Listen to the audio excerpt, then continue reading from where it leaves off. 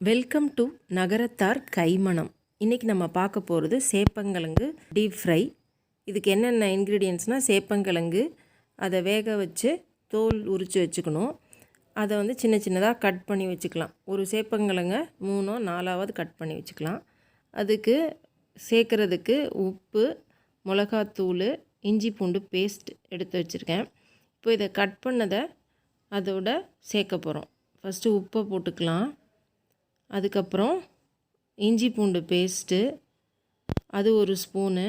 அதுக்கப்புறம் மிளகாத்தூள், கலந்த மிளகாத்தூள், மிளகா மல்லி சேர்த்து அரைச்ச கலந்த மிளகாத்தூள்.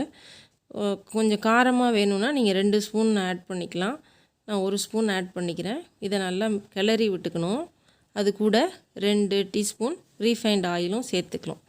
இதை பெசரி விட்டுட்டு ஒரு அரை மணி நேரம் நீங்கள் ஃப்ரிட்ஜில் வச்சுருந்தாலும் வச்சுக்கலாம், இல்லை மூடி போட்டுட்டு ஒரு 1 ஹவர் வெளியில் இது நல்லா ஊறணும். இந்த மசாலாஸ் இது வந்து இதில் சேரணும், சேப்பங்கிழங்குல நல்லா வந்து கோட் ஆகணும். இப்போ எண்ணெயை காய வச்சு அதை வந்து ஷாலோ ஃப்ரை பண்ணுறோம். நான் கொஞ்சமாக எண்ணெய் ஊற்றிருக்கேன். இதை கொஞ்சம் கொஞ்சமாக போட்டு நம்ம திருப்பியும் விட்டுக்கணும்.